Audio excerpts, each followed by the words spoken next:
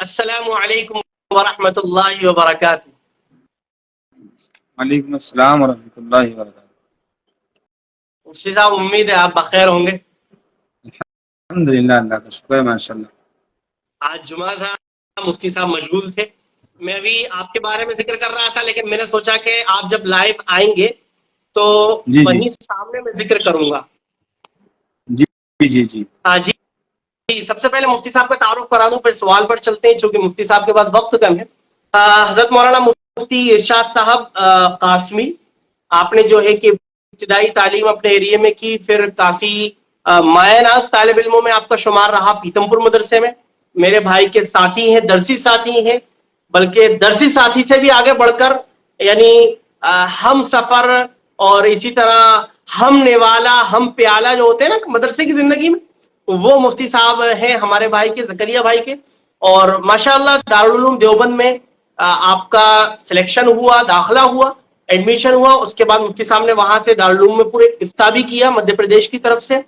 اس کے بعد مدھیہ پردیش کی طرف سے نہیں بلکہ پھر تخصص فی الافتاء، جو کہ it's not cup of tea to join and to enrol, آپ نے اس میں بھی جو ہے کہ اچھے نمبر سے کامیابی حاصل کی اور آپ نے تخصص فی الافتاء دارالعلوم سے کیا۔ ابھی شاہجہاں پور ضلع، مدھیہ پردیش کے شاہجہاں پور ضلع سے شجال پور میں آپ امام ہیں، شاہی امام ہیں اور سوشل ایکٹیوسٹ ہیں۔ لوگوں کے درمیان رہنے کی آپ کی کافی عادت ہے اور لوگوں کے جو مسائل چلتے ہیں ان میں ماشاءاللہ مفتی صاحب بہت سپورٹیو ہیں لوگوں کے، اور اللہ سے دعا ہے کہ اللہ تعالیٰ مفتی صاحب کو اسی طرح آباد رکھے، شاد رکھے، خوش رکھے، اور ہمارے لیے آپ برکت کا ذریعہ بنے رہیں۔ امت کو ایسے افراد کی بہت ضرورت ہے۔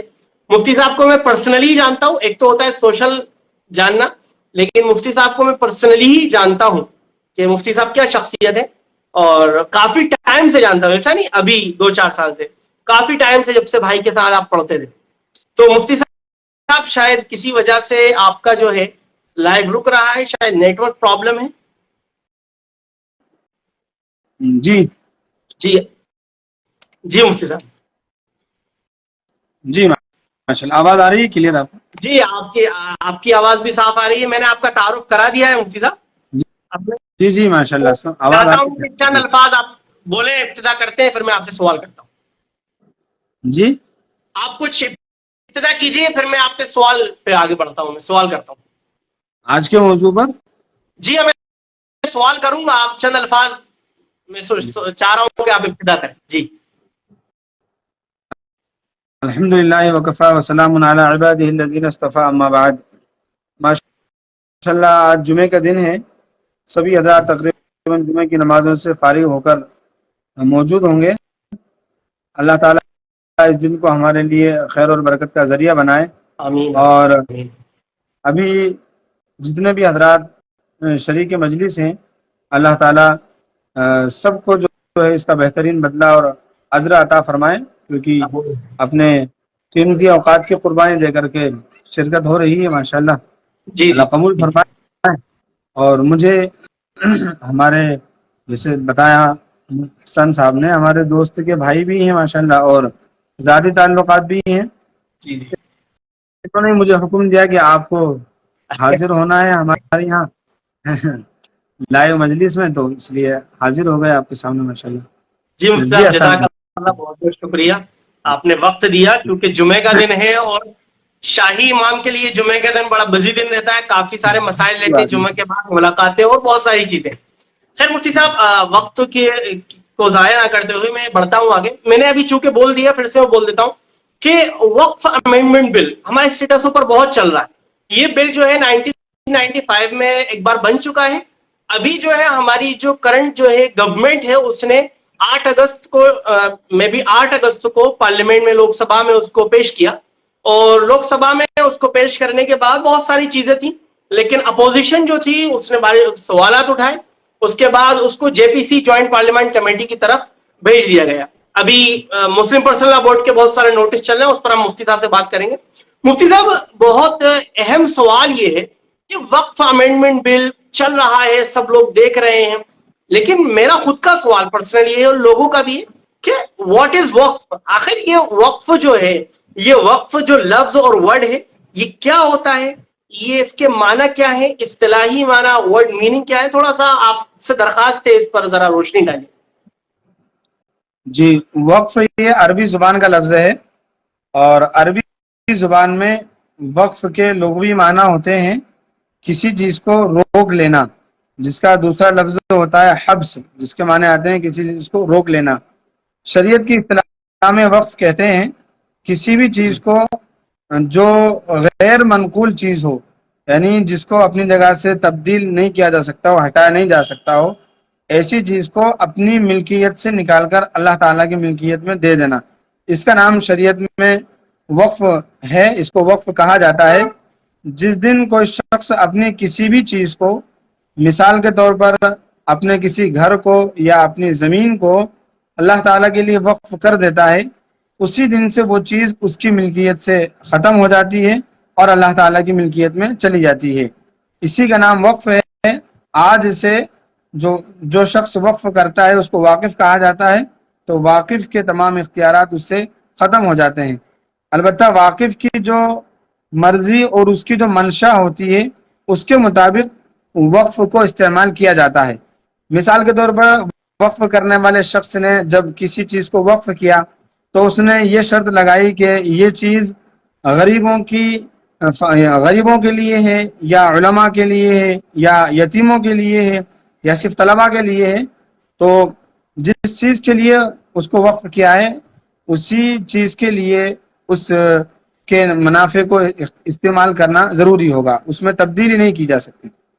جی جی مصطفیٰ جی جزاکم اللہ، یعنی اموویبل پراپرٹی کو اللہ کے لیے، اللہ کے نام کر دینا، یعنی آسان زبان میں جی کہ اللہ جی کے جی لیے چھوڑ دیا، اب ہم نے اپنی ملکیت سے نکال دیا، میری جو آنرشپ تھی اس سے میں ختم کر چکا ہوں اور میں نے اللہ کے لیے اس کو وقف کر دیا، لیکن یہ ہے کہ میں جس کام کے لیے وقف کر رہا ہوں اسی کام میں وہ استعمال ہونا چاہیے۔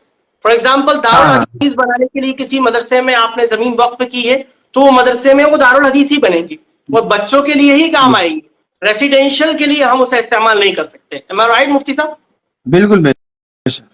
جی اچھا، مفتی آپ کا صاحب دوسرا سوال آنے والا ہے، جی دوسرا سوال آنے والا ہے، اس سے پہلے ایک جی بات ذہن میں آ رہی تھی، اس کو عرض کر دیں۔ جی ہاں، اس کا حکم بھی ہے وقف کا، اور اس کا حکم یہی ہوتا ہے کہ جب کسی چیز کو وقف کر دیا تو اب وہ اس کو نہ بیچا جا سکتا ہے، نہ ہی اس کو ہبہ کیا جا سکتا ہے، اور نہ ہی وہ واقف کی وراثت میں اس کو دیا جا سکتا ہے، بلکہ وہ قیامت تک اسی حال میں رہے گا۔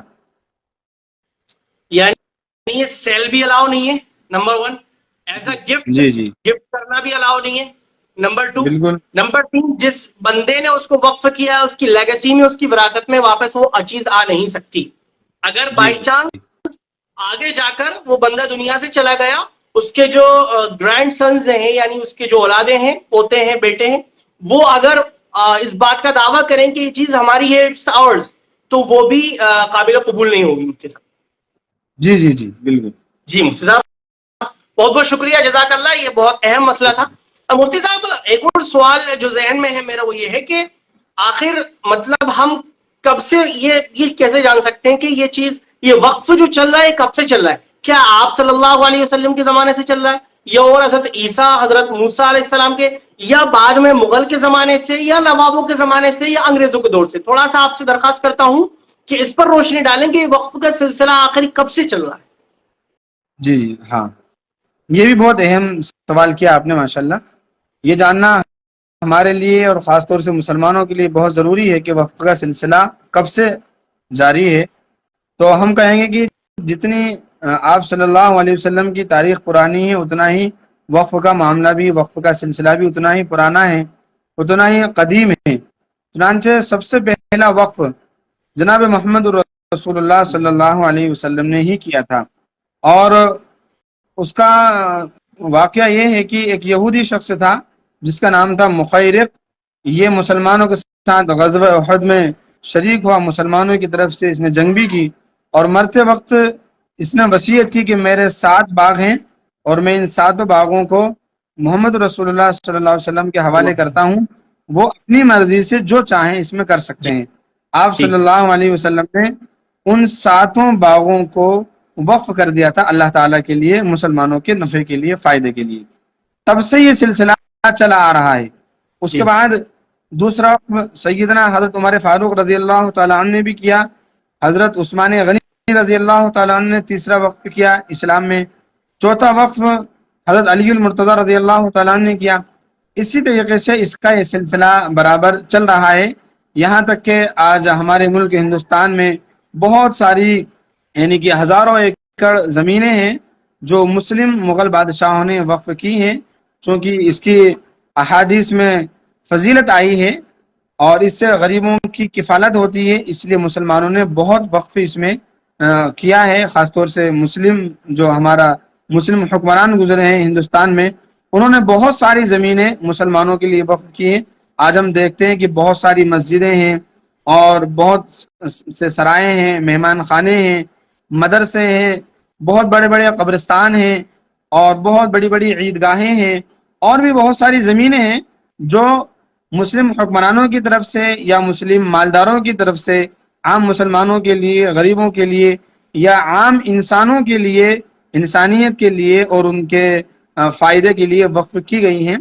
تو یہ سلسلہ بہت پرانا ہے ہندوستان کے. اس میں اگر ہم اس کو دیکھنا چاہیں تو جیسے عرض کیا کہ مسلم حکمران جو مغل بادشاہ تھے انہوں نے کئی زمینیں وقف کی تھی.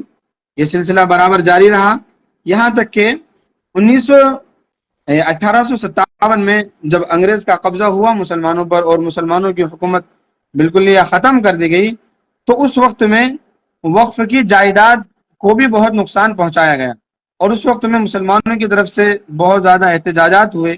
ان احتجاج کی بنیاد پر وقف کا حق تسلیم کر لیا گیا. چنانچہ 1883 میں ایک ایکٹ قائم کی گئی، ایک ایکٹ بنایا گیا انگریز حکومت کی طرف سے، جس میں دفعہ 20 کے تحت جو وقف کی جائیداد ہے اس کی تولیت اور اس کی ذمہ داری مسلمانوں کے حوالے کر دی گئی تھی. اس کے بعد یہ سلسلہ چلتا رہا، اس میں ترمیمات پیش کی جاتی رہی. 1954 میں حکومت ہند کی طرف سے وقف کی حفاظت کے خاطر ایک پورا بل تیار کیا گیا اور مسلمانوں کی وقف کی پراپرٹی کی حفاظت کے لیے بہت سے قوانین اس میں بنائے گئے. آگے چل کر 1949 میں، 1964 میں یا 1969 میں اور آخر میں 1995 میں بہت سی ترمیمات کی گئی اور نیا مسلم وقف ایکٹ تیار کیا گیا اور اس میں تمام حقوق جو مسلمانوں کے ہوتے ہیں شریعت کی روشنی میں وہ دیے گئے. پھر 2013 میں 2010 میں کچھ ترمیم ہوئی، 2013 میں کچھ ترمیم ہوئی اور اس میں جسٹس راجندر سچر کمیٹی کی طرف سے جو رپورٹ پیش کی گئی تھی اس میں جو تجاویز پیش کی گئی تھی مسلمانوں کے حق میں، ان سب کو بھی وقف بل میں یعنی اس کی ترمیم میں شامل کیا گیا اور اس طریقے سے اس کی حفاظت کا انتظام بھی مسلم حکومت یہ انڈین حکومت کی طرف سے کیا گیا. تو یہ سلسلہ حضور پاک صلی اللہ علیہ وسلم تک جاتا ہے اور آج تک بھی یہ سلسلہ ہے. تو جو جائیدادیں مسلمانوں نے اس وقت وقف کی تھی، چاہے وہ مدینہ میں ہو، مکہ میں ہو یا اس کے علاوہ ہندوستان میں ہو یا دنیا کے کسی بھی کونے میں ہو، وہ تب سے لے کر آج تک باقی ہیں اور قیامت تک باقی رہیں گے انشاءاللہ. اور مسلمان اس کو وقف کرتے رہیں گے تو اس کا فائدہ، اس سے جو ہے مسلمان فائدہ اٹھاتے رہیں گے اور قیامت تک انشاءاللہ وہ باقی رہیں گی. اس طرح سے وقف کا سلسلہ بھی قیامت تک باقی رہے گا انشاءاللہ. ہاں مفتی صاحب، یعنی دوسرے الفاظ میں کہہ سکتے ہیں کہ 1446 سال پرانا وقف ہے، یعنی وقف کا جو پورا سلسلہ ہے. اب ہجری تاریخ ہماری 1400 سال چل رہا ہے 1446، تو 1446 ایئرز یعنی وقف اتنی، یعنی وقف کوئی ابھی کا 10 سال پرانا 20 سال پرانا بنایا ہوا کوئی بل یا کوئی سسٹم کوئی تنظیم نہیں ہے، بلکہ یہ جو دوسری بات دوسرے الفاظ میں کہا جائے یہ ہماری وراثت ہے، یہ اسلام کی وراثت ہے. بالکل بالکل بے شک، بہت صحیح بات کہا آپ نے. جی مفتی صاحب، آپ سے ایک اگلا سوال میں کرنا چاہوں گا. مفتی صاحب سوال یہ ہے کہ وقف جو ہے اس کی شرعی حیثیت کیا ہے؟ شریعت میں وقف کہاں پر اپنا لیول رکھتا ہے؟ شریعت اس کے بارے میں کیا مسائل بتاتی ہے؟ اور اسی طرح علماء نے اس کے سلسلے میں کیا مسائل لکھے ہیں، علماء کے کیا اقوال ہیں، اس پر میں چاہوں گا کہ آپ تھوڑی سی روشنی ڈالیں. جی جی، یہ بھی بہت ضروری چیز ہے اور ہم لوگوں کو سمجھنا بھی چاہیے. آپ نے بہت اچھا سوال کیا، جزاک اللہ خیر. تو وقف کی شرعی حیثیت یہ ہے کہ جو چیز وقف کر دی جاتی ہے یا جس چیز کو وقف کیا جائے، سب سے پہلے ضروری ہے کہ وہ غیر منقول چیز ہو، یعنی منتقل ہونے والی چیز نہ ہو، اس کو وقف کیا جاتا ہے۔ اور اس کے بعد اصل میں وہ چیز وقف نہیں ہوتی بلکہ اس کا فائدہ وقف ہوتا ہے، اور کوئی بھی شخص جس کے لیے وقف کی جا رہی ہے اس سے وہ فائدہ اٹھا سکتا ہے۔ اس کے اصل میں شریعت میں بہت حوصلہ افزائی کی گئی ہے۔ وقف جو ہے یہ صدقہ جاریہ ہوتا ہے۔ آپ نے حدیث سنی ہوگی، مشہور حدیث ہے، حضور پاک صلی اللہ علیہ وسلم نے ارشاد فرمایا، اذا مات الانسان انقطع عملہ، جب کوئی انسان مر جاتا ہے تو اس کے جو زندگی کے اعمال ہوتے ہیں وہ ختم ہو جاتے ہیں، لیکن فرمایا کہ تین چیزیں ایسی ہیں جو باقی رہتی ہیں، جو اس کو فائدہ پہنچاتی رہتی ہیں۔ اس میں جیسے اس کا علم ہے جو اس نے حاصل کیا تھا، لوگوں کو پہنچایا تھا، یا اس کی نیک اولاد ہے، اور اسی میں او صدقۃ جاریہ، کوئی صدقہ جاریہ اس نے کر دیا ہو جس کا فائدہ عام مسلمان اٹھاتے ہوں یا کوئی بھی شخص اٹھاتا ہو، اس سے فائدہ پہنچتا ہو، تو شریعت میں اس کی بڑی حوصلہ افزائی کی گئی ہے۔ حدیث میں بھی فرمایا گیا ہے کہ قرآن پاک کے اندر اللہ تعالیٰ نے ارشاد فرمایا، لن تنالوا البر حتى تنفقوا مما تحبون، کہ اللہ تعالیٰ کی خوشنودی اور نیکی حاصل کرنے کے لیے ضروری ہے کہ تم اپنی محبوب چیز کو قربان کر دو۔ تو محبوب چیز کو قربان کرنے میں اس کا ایک حصہ یہ بھی ہے کہ اس کو وقف کر دیا جائے، تو شریعت میں اس کی بڑی حوصلہ افزائی کی گئی ہے۔ اسی اعتبار سے اس کے شرائط بھی ہیں، احکامات بھی ہیں۔ شرائط میں سے یہ ہے کہ جو واقف ہوتا ہے اس نے جن چیزوں کی شرط لگائی ہے اس کی شرطوں کا خیال رکھا جائے گا۔ البتہ وقف کی چیز کو جیسے پہلے عرض کیا گیا بیچا بھی نہیں جا سکتا، ہبہ بھی نہیں کیا جا سکتا، اور اس کو فروخت بھی نہیں کیا جا سکتا۔ ان شرائط کا خیال رکھنا ضروری ہے۔ جو زمین وقف ہو گئی قیامت تک وقف ہی رہے گی اور اس میں تبدیلی نہیں کی جا سکتی، یہ شرعی طور پر اس کے لیے یعنی اس کی شرعی وضاحت ہے۔ اس میں یہ بھی ضروری ہے کہ اگر کسی شخص نے وقف کی جائیداد پر قبضہ کر لیا ہے، اس کو وہ اپنائے ہوئے ہے، تو مسلمانوں کی ذمہ داری ہوتی ہے کہ موقع کے مطابق جو بھی قانونی چارہ جوئی ہو سکتی ہو وہ کی جائے اور وقف کی زمینوں کو خالی کرایا جائے، اور جس مقصد کے لیے وہ وقف کی گئی ہیں اس مقصد میں ان کو استعمال کیا جائے۔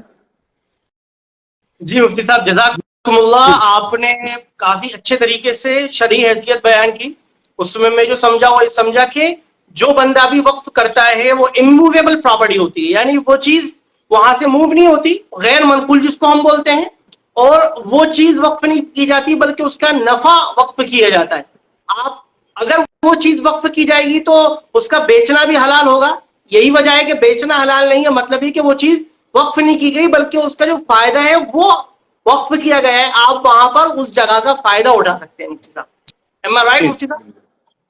جی بالکل جی مجھے جزاکم اللہ، ہم لوگوں نے بیک گراؤنڈ سمجھ لیا ہے، وقت کم ہے آپ کے پاس بھی۔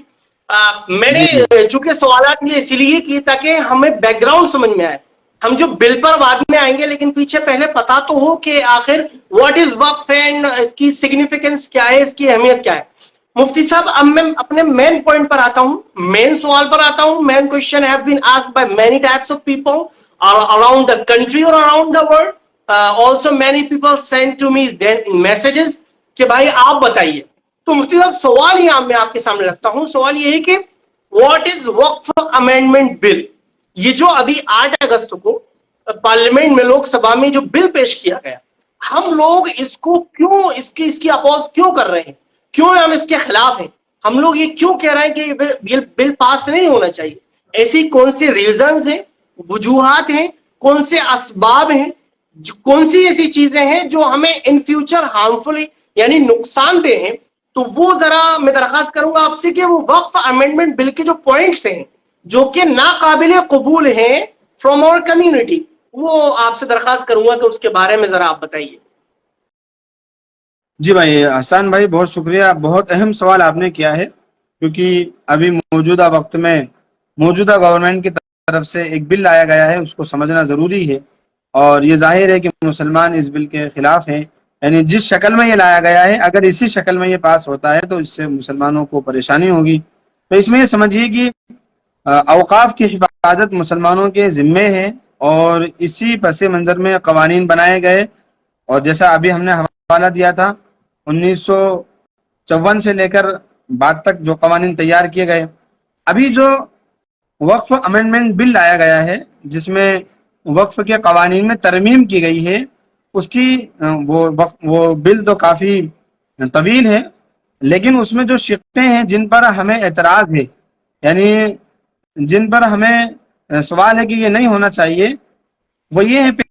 پہلی چیز تو یہ ہے کہ اس میں وقف ایکٹ ہے، یعنی اس بل کا نام وقف ایکٹ ہے، اس کو تبدیل کیا گیا اور اس کو تبدیل کر کے اس کا نام رکھا گیا وقف انتظامی اختیارات کارکردگی اور ترقی ایکٹ.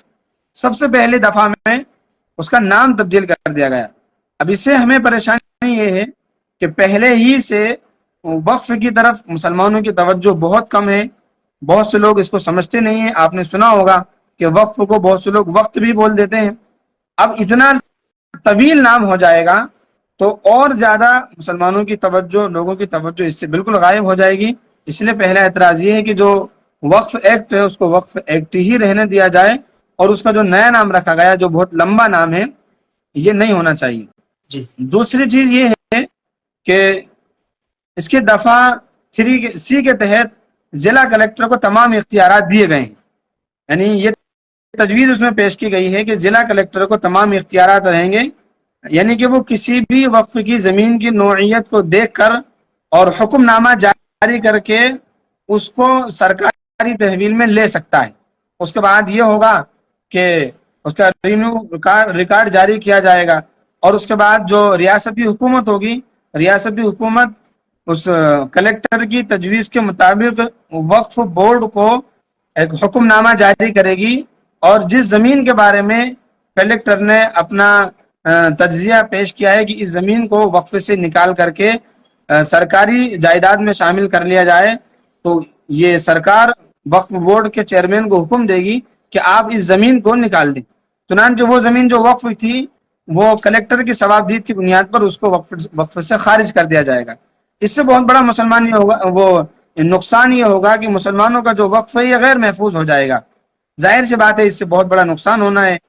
کوئی سی بھی زمین کلیکٹر اپنے مرضی سے یا اپنے ثوابدید پر اس کو سرکاری زمین میں شامل کر سکتے ہیں، تو اس سے نقصان ہوگا.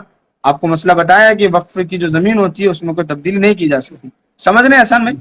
جی جی جی بالکل، بہت اچھا بہت اچھا. جی جی. تیسری چیز یہ ہے کہ ابھی جو موجودہ وقف ہے، یعنی وہ موجودہ وقف ایکٹ جو ہے، یعنی جو ابھی ترمیم لائی گئی ہے 2024 کی امینڈمنٹ ہے، اس سے پہلے کا جو ایکٹ ہے اس کی دفعہ 9 میں مرکزی وقف کی کونسل میں 14 ممبر کا قانون تھا کہ 14 ممبر ہوں گے. اس میں یہ بھی قانون تھا کہ وہ 14 ممبر سب کے سب مسلمان ہوں گے. ظاہر سی بات ہے وقف مسلمانوں سے متعلق ہے، مسلمان ہی وقف کرتا ہے. جی ابھی 2024 میں جو امینڈمنٹ لایا گیا ہے اس میں ایک تو مسلمان ہونے کی شرط کو غائب کر دیا کہ اس میں مسلمان ہونا ضروری نہیں. دوسری بات 23 اس کی تعداد جو 14 تھی اس تعداد کو بڑھا کر 23 کر دیا گیا کہ اس کے کل 23 ممبران ہوں گے. اور اس میں ایک اور چیز یہ شامل کر دی گئی کہ 2 ممبروں کا غیر مسلم ہونا ضروری ہے. آپ سمجھ رہے ہیں اس میں 3 باتیں ہیں. ایک تو مسلمان ہونے کی جو شرط ہے 14 ممبر میں سے کہ مسلمان ہونا ضروری ہے، اس شرط کو ہٹا دیا گیا. دوسرا یہ کہ تعداد 14 سے بڑھا کر 23 کر دی گئی. اور تیسری بات یہ ہے کہ 14 میں یہ جو اس میں غیر مسلم کو بھی شامل کیا گیا ہے کہ 2 لوگوں کا غیر مسلم ہونا اس میں ضروری، یعنی 2 ممبر. ہاں یہ جو مرکزی وقف کمیٹی ہوگی اس میں اب آپ دیکھیں کہ اس سے کتنا بڑا نقصان ہونے جا رہا ہے. اس کے بعد وقف کے مرکزی انچارج جو خود چیئرمین ہوں گے، اس کے تعلق سے ابھی جو موجودہ قوانین ہیں اس میں یہی تھا کہ اس میں 3 پارلیمنٹ کے ممبر ہوں گے، ان کا مسلمان ہونا ضروری ہوگا. تو اس کو بھی ختم کر دیا گیا کہ ان 3 پارلیمنٹ کے جو ممبر ہوں گے ان کا مسلمان ہونا بھی ضروری نہیں ہے، اور خود جو چیئرمین ہیں وہ بھی غیر مسلم ہو سکتے ہیں. اس کے بعد ابھی جو ترمیم لائی گئی ہے اس کی دفعہ 14 کے تحت صوبائی وقف بورڈ جو ہوتا ہے، یعنی اس کو ریاستی وقف بورڈ جو کہتے ہیں، اسٹیٹ لیول کا جو ہوتا ہے، اس میں یہ تجویز پیش کی گئی ہے کہ اس کو ختم کر دیا گیا. اور مفتی صاحب اس میں غیر مسلم بھی ہو سکتے ہیں؟ وہ آپ تھوڑا ریپیٹ کریں، رک گیا تھا صوبائی وقف بورڈ کے بعد آپ نے کیا بولا، وہ شاید آیا نہیں، ریکٹ ہو گیا. ابھی جو موجودہ وقف ایکٹ ہے اس میں جی 7 سے 11 سب مسلمان ہونے کی شرط تھی، اس کو ختم کر دیا گیا. اچھا اور الیکشن کے بجائے الیکشن کے ذریعے سے اس کا چیئرمین منتخب کیا جاتا تھا، جی اس کو ختم کر کے جو اسٹیٹ گورنمنٹ ہے اس کو پاور دیا گیا ہے، وہ کسی کی بھی نامزدگی کر سکتی ہے.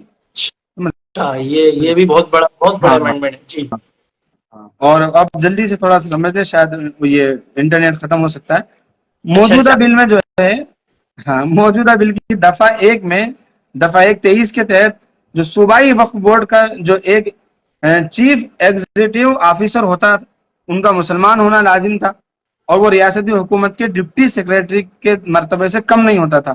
تو وہاں پر بھی مسلمان ہونے کی شرطوں کو ختم کر دیا گیا، اور ڈپٹی سیکریٹری کے جگہ پر چیف سیکریٹری سے اس کا درجہ کم نہیں ہوگا، یہ اس میں بتلایا گیا ہے. اب ظاہر ہے اس کی وجہ سے جو مسلم عہدے دار ہیں وہ یا آفیسر ہیں وہ کم ہو جائیں گے، تو یہ بھی ایک بڑا نقصان ہے.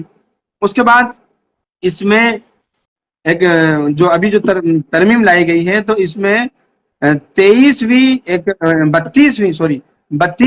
دفعہ ہے، اس کی ایک ذیلی تجویز میں ہے. اس میں یہ کہا گیا ہے کہ نئے قانون کی منظوری کے بعد 6 مہینے کے اندر جتنی بھی جائیداد ہے ان سب کا رجسٹریشن کرانا ضروری ہے. اگر رجسٹریشن نہیں کرایا گیا 6 مہینے کے اندر تو جی اس وقف کے حق کے نفاذ کے لیے کوئی مقدمہ یا کوئی قانونی چارہ جوئی نہیں کی جا سکتی. اس میں سمجھ گئے نا؟ جی ایک جی چیز یہ بھی ضروری قرار دی گئی ہے، پہلے کوئی بھی مسلمان چاہے وہ کتنا ہی پرانا مسلمان ہو وقف کر سکتا تھا. اس جی نئے قانون میں شرط لگائی گئی ہے کہ 5 سال پرانا مسلمان ہونا ضروری ہے. ظاہر ہے یہ شرط اخلاق کے بھی خلاف ہے، یعنی کوئی اگر مسلمان ہوا اس کو 3 سال ہوئے 4 سال ہوئے تو وہ وقف نہیں کر سکتا. اس کے علاوہ بھی کئی ساری اس میں تبدیلی کی گئی ہیں. اس میں یہ بھی ایک اہم تبدیلی ہے کہ وقف کی جو قانونی چارہ جوئی ہوتی تھی وہ وقف بورڈ کے اندر ہوتی تھی، اور وہیں پر اس کا فیصلہ ہوتا تھا، اور اس کا جو فیصلہ ہوتا تھا وہ حتمی اور آخری ہوتا تھا. اور اب اس کو وہاں سے خارج کر دیا گیا ہے. قبضہ ہٹانے کے تعلق سے بھی کچھ تجویز تھی کہ قبضہ ہٹانے کے لیے وقف پر جو لوگوں نے اویب قبضہ کر لیا ہے اس کو ہٹانے کے لیے ایک قانون تھا، اس میں اسٹیٹ حکومت اپنے طور پر ایکشن لے سکتی تھی، تو اس کو بھی اس شرط کو بھی ختم کر دیا گیا ہے. دوسرا یہ کہ اس میں مسلمانوں کے علاوہ کوئی حصہ نہیں لے سکتا. تو اس طرح کی جو شرطیں ہیں ان پر مسلمانوں کا اعتراض ہے، یعنی یہ شقیں اگر ان میں تبدیلی ہو جائے یا یہ ختم ہو جائیں تو اس میں پھر کوئی حرج نہیں ہے وقف ایکٹ میں جو جی ترمیم لائی گئی ہے اس میں. جزاکم اللہ. آپ کا وقت بھی کم ہے اور انٹرنیٹ بھی. میں اخیر میں یہ کہوں گا کہ بھائی ایک ہی بولتے ہیں کہ بھائی it's not acceptable by our community, ہماری طرف سے یہ چیز قابل قبول نہیں ہے. That's it.